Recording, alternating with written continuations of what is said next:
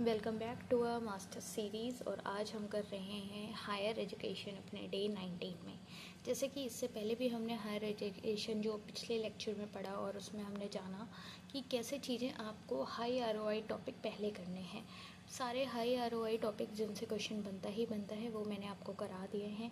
उसके साथ में कुछ ऐसी चीज़ें जो आपको जाननी बहुत ज़रूरी हैं, लाइक आप उनको सिंपल समझ के छोड़ देते हैं, but these are the things you must know. ठीक है, तो इस लेक्चर में हम इन्हीं सारी चीज़ों को कवर अप करेंगे। ये वाला लेक्चर अगेन बहुत ज़्यादा लंबा नहीं होने वाला है, बहुत ही शॉर्ट रहने वाला है।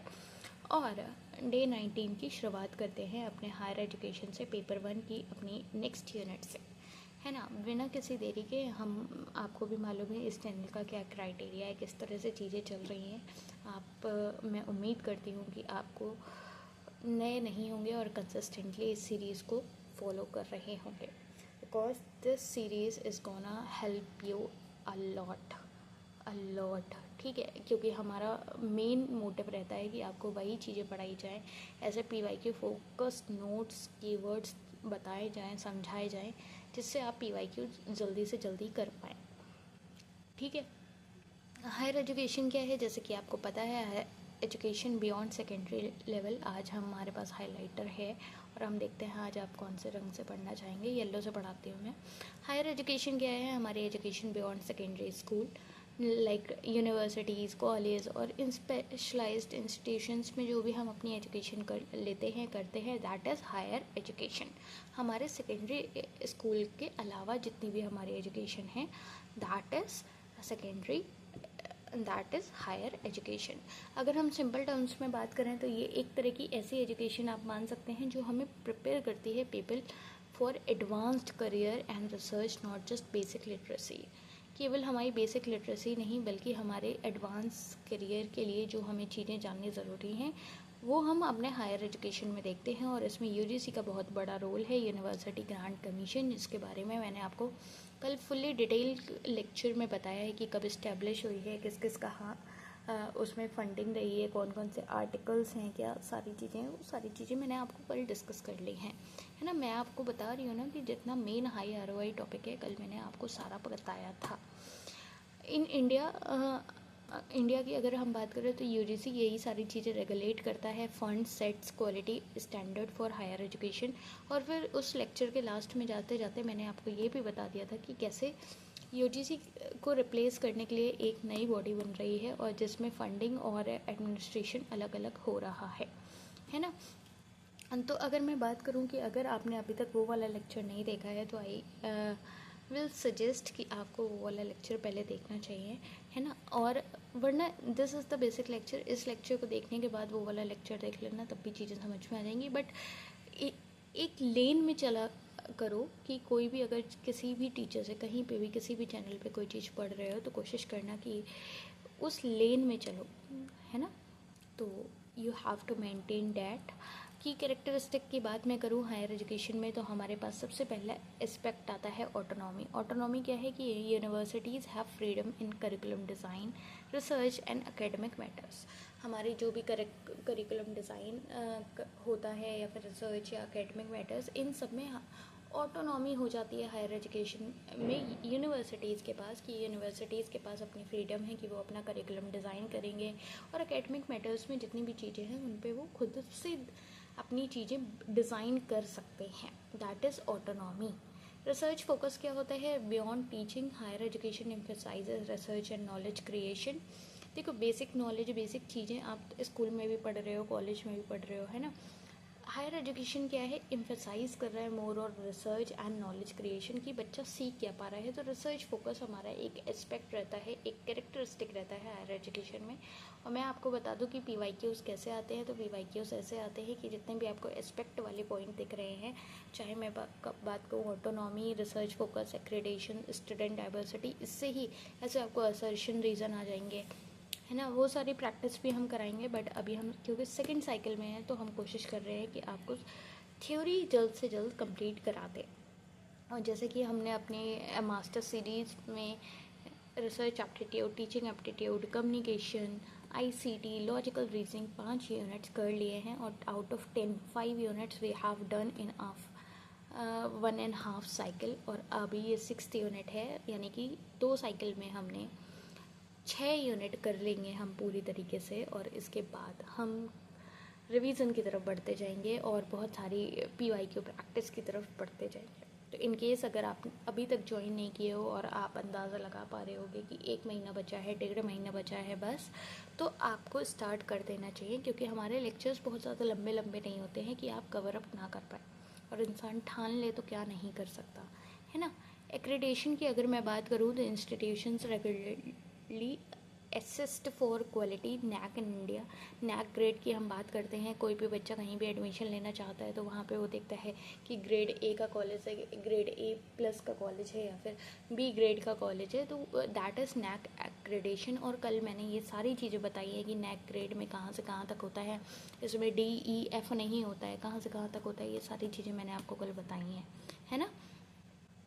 इसीलिए हम आपसे कह रहे हैं कि आपको चीज़ें बहुत ज़्यादा सीरीज़ में बहुत ज़्यादा ऐसा दिमाग लगा के डिज़ाइन की गई हैं कि बच्चे को पहले क्या मालूम होना चाहिए, क्या किससे उसको क्या हेल्प मिलेगी। वही हमारा फाउंडेशन सीरीज़ का मोटिव था, यही हमारा मास्टर सीरीज़ का मोटिव है। तो you have to follow it in a order, ठीक है। मैं ये नहीं कह रही कि अब डे 1 से देखो तभी आप मेरे से तालमेल कर पाओगे, नहीं, मैं कह रही हूँ जहाँ से नई यूनिट शुरू हुई है वहाँ से एक सीरीज़ में बातें करो हमसे, ठीक है। स्टूडेंट डाइवर्सिटी की बात करूँ तो हम जैसे कि यूनिवर्सिटीज़ में देखते हैं, हायर एजुकेशन में देखते हैं कि हमारे आसपास के जो लोग होते हैं वो ऐसा नहीं है कि हमारे गली मोहल्ले के हैं, है ना। वो डोमेस्टिक और इंटरनेशनल स्टूडेंट्स होते हैं, वेरियस कल्चर के होते हैं, वेरियस सोशियो इकोनॉमिक बैकग्राउंड्स के होते हैं। वहीं हम फोकस कर रहे होते हैं स्किल डेवलपमेंट में, जो ना कि रोड लर्निंग को बढ़ावा देता है बल्कि क्रिटिकल थिंकिंग, प्रॉब्लम सॉल्विंग और कोलैबोरेशन को भी बढ़ावा देता है, ठीक है। अगली बात अगर हम करें आपसे तो हमारे पास अगला एस्पेक्ट है inclusivity challenge. Should be accessible to marginalised group like OBC, SC, ST, women, economically intersection. मतलब एक इंक्लूसिबिलिटी आनी चाहिए, हर लोग हर जगह इंक्लूसिव होना चाहिए। ऐसा नहीं है कि अलग अलग उनको कर रहे हैं, तो हर किसी के लिए एक्सेसिबल होना चाहिए, हर मार्जिनलाइज्ड ग्रुप के लिए। चैलेंजेस हायर एजुकेशन के इंडिया में क्या क्या चैलेंजेस आते हैं, that's the important thing you have to note down. अभी तक जो 5-7 मिनट से कथा सुन रहे थे वो लोग जाग जाओ, कॉपी पेन निकाल के लिखने लग जाओ, क्योंकि these are the important points you have to remember. Indian higher education में क्या क्या चैलेंजेस आ रहे हैं, that is firstly the low enrolment. Only 28% of eligible student pursue higher education versus 70% in developed nation. जहाँ 70% प्लस स्टूडेंट्स परस्यू करते हैं higher education, India में approx 28% eligible student higher education को परस्यू करते हैं। आप समझ सकते हैं क्या हालात हैं।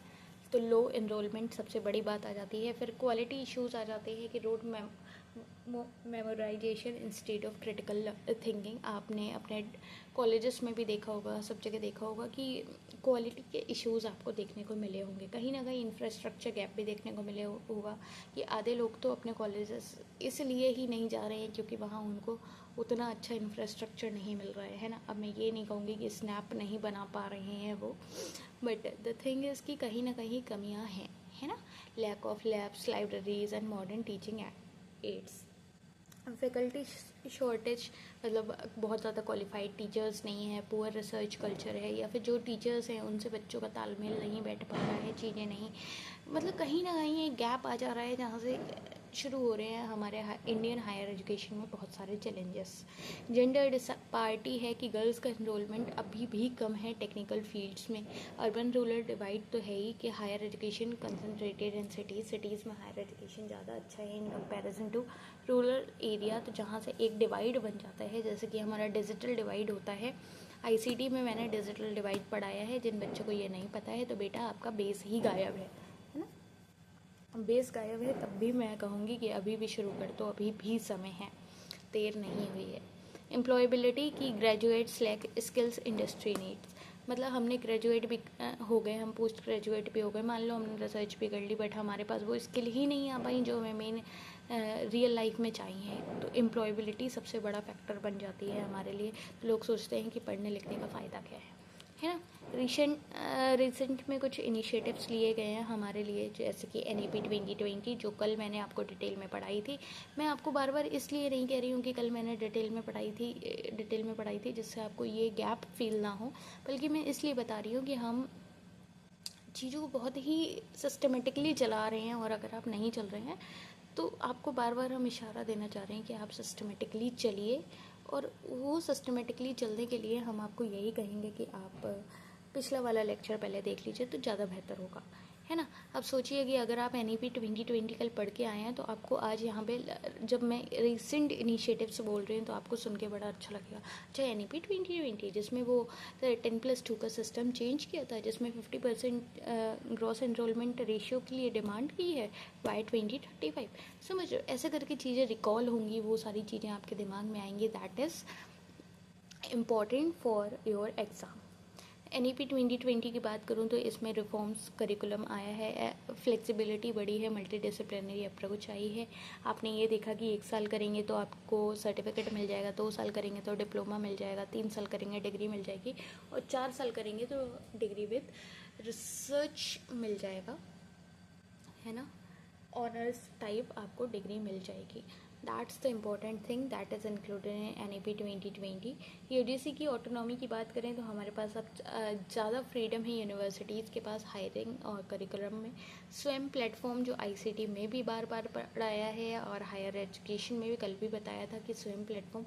चलो, अब जिन बच्चों की तैयारी अच्छी चल रही है, जो बच्चे बिगिनर रहे हैं, जिनको लग रहा है कि नहीं हमें तो आता है, आप ऐसे ही डांट रहे हो, वो ज़रा स्वयं की एक बार फुल फॉर्म कमेंट डाउन कर दो। मेरे को एक बार कमेंट डाउन करके बता दो स्वयं की फुल फॉर्म क्या होती है, ठीक है। जिससे जिन बच्चों को नहीं पता है उनको भी पता लग जाएगा, और जिनको पता है उनका एक बार रिवीजन हो जाएगा, आंखें खुल जाएंगी कि पता भी है, याद भी है या नहीं याद है। इसमें क्या होता है, इसमें फ्री ऑनलाइन कोर्सेज होते हैं सारे स्टूडेंट्स के लिए। वहीं हमारे लिए आती है प्रधानमंत्री स्कॉलरशिप, है ना, जहाँ पे हमें फाइनेंशियल एड मिल रही होती है मेरिट्रियस स्टूडेंट्स को, मतलब जो पढ़ने में अच्छा है उसको तो मिल ही रही है फाइनेंशियल एड, है ना। प्रधानमंत्री स्कॉलरशिप के साथ साथ जैसे यूपी स्कॉलरशिप है ना, ऐसे करके। अर्पित स्कीम क्या है? अर्पित स्कीम ये है कि teaching training for modern teaching methods. Teachers को भी एक ट्रेनिंग दी जा रही है कि आपको मॉडर्न टीचिंग मेथड्स के साथ गूगल डॉक्यूमेंट्स को ऐसे यूज़ करना है, गूगल क्लासरूम को ऐसे यूज़ करना है, प्रेजेंटेशन को ऐसे प्रेजेंट करना है। ये सारी चीज़ें एक मॉडर्न टीचिंग मेथड्स को इंटीग्रेट किया जा रहा है।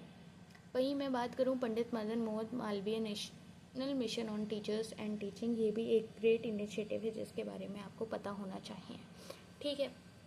जिनको लग रहा है कि मेरी स्पीड बहुत ज़्यादा है, तो बेटा मुझे नहीं लगता कि आप 2nd क्लास के बच्चे हो जिसको कहानी सुन सुन के पढ़ने में मज़ा आता होगा, है ना। आप एक पोस्ट ग्रेजुएट स्टूडेंट होंगे, और आपका भी वही एक दिमाग होगा कि मेरे को मेन चीज़ें फटाफट मेरे को पता लग जाएं। और क्योंकि आपका, मैं बता रही हूँ ना, वो हाल भी नहीं होगा कि आप पेपर के 2 महीने 4 महीने पहले से खूब एक प्रॉपर वे में तैयारी कर रहे हो, है ना। आप लास्ट मिनट वाले हैं, मुझे मालूम है।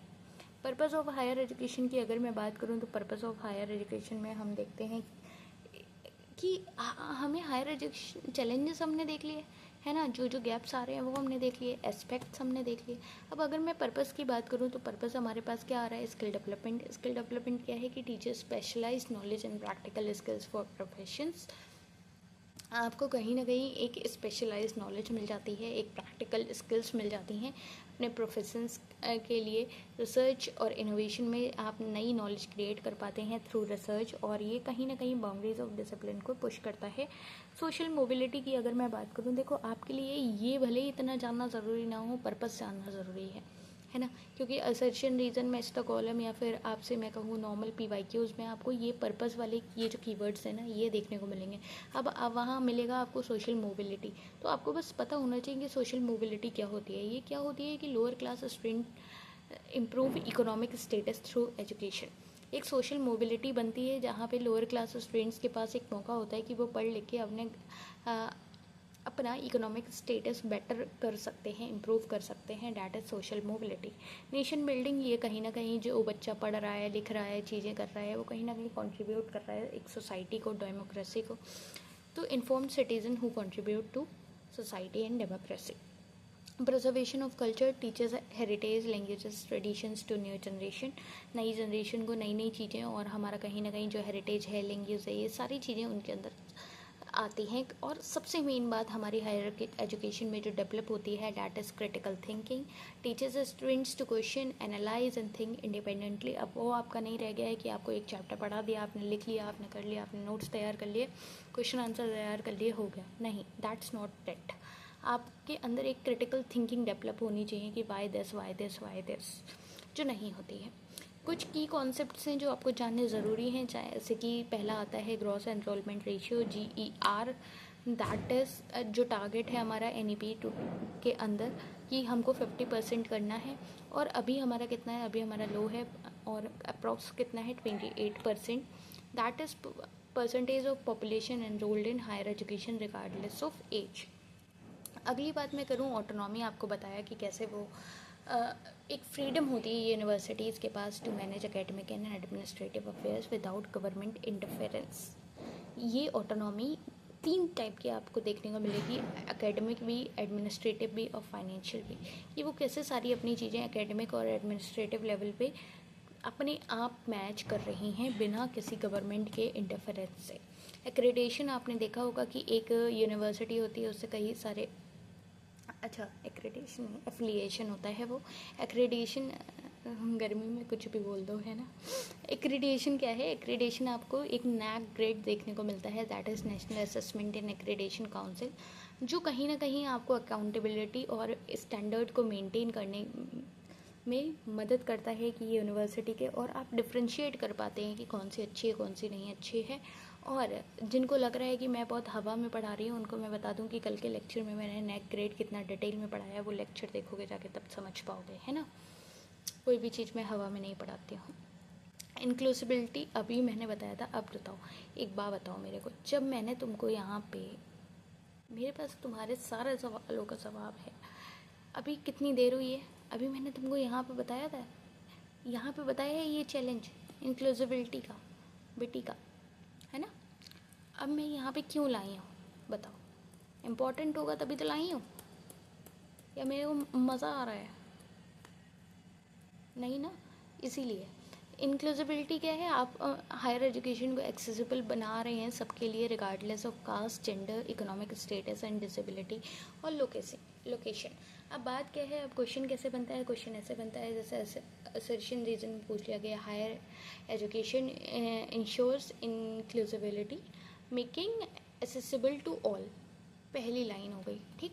अब उसका रीज़न बना दिया कुछ भी, और वहाँ पे कास्ट, जेंडर वगैरह को हाईलाइट कर दिया कि नहीं, इस पे तो ध्यान नहीं देते हैं। तो आपको वो डिफ्रेंशिएट करना आएगा कि कौन सा सही है, कौन सा सही नहीं है। समझ पा रहे होंगे आप, मुझे लगता है।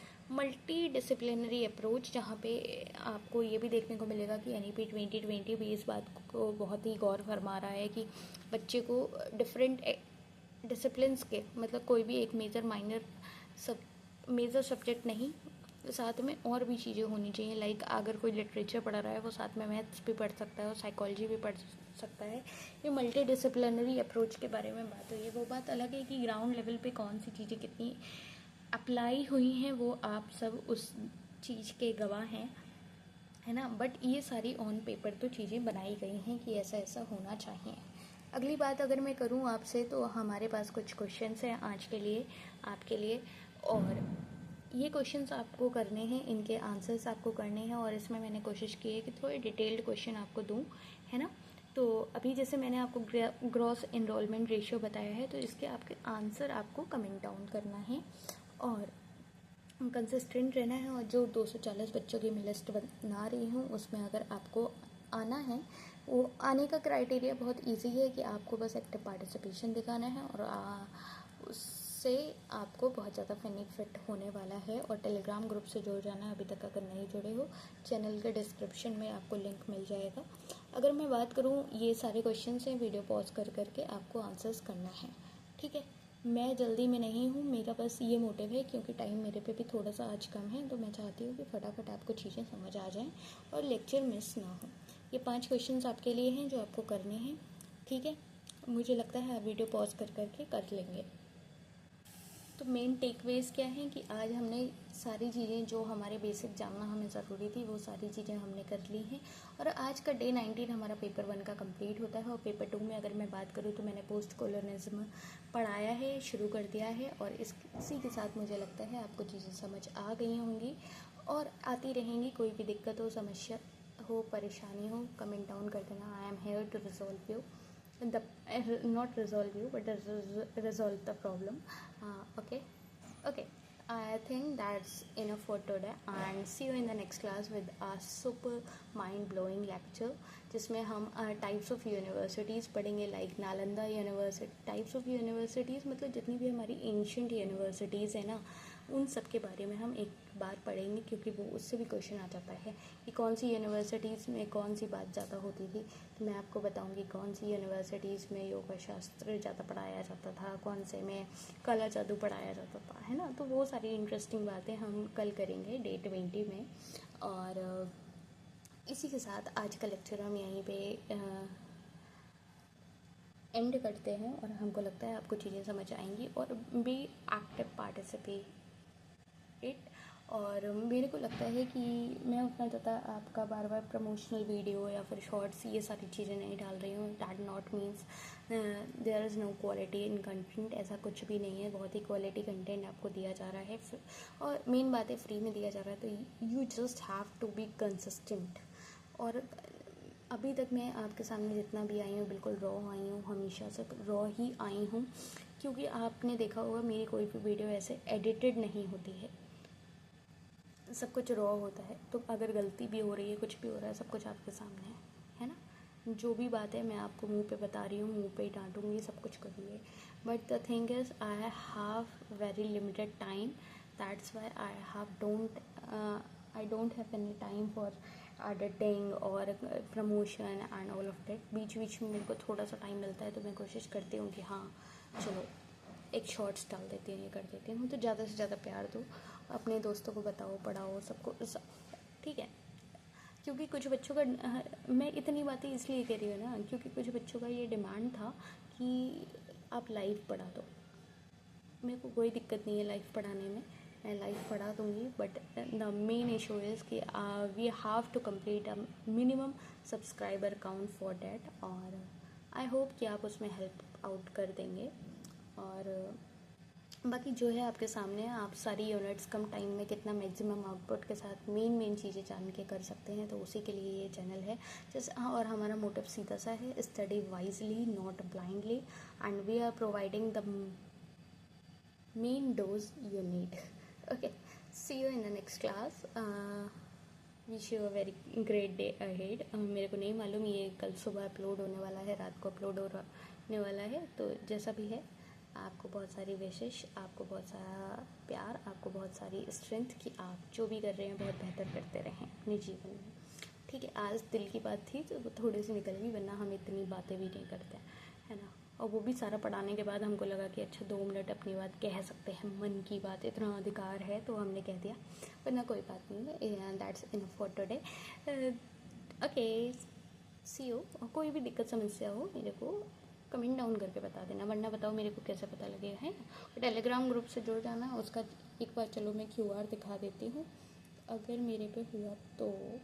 एक मिनट, जस्ट अ मिनट, इतनी बातें हमने कर ही ली हैं तो मैं दिखा देती हूँ। This is the QR। इससे आप टेलीग्राम ग्रुप पे पहुँच सकते हैं और ज्वाइन इन कर सकते हैं, क्योंकि इस पर हम DPPs वगैरह शेयर कर रहे हैं।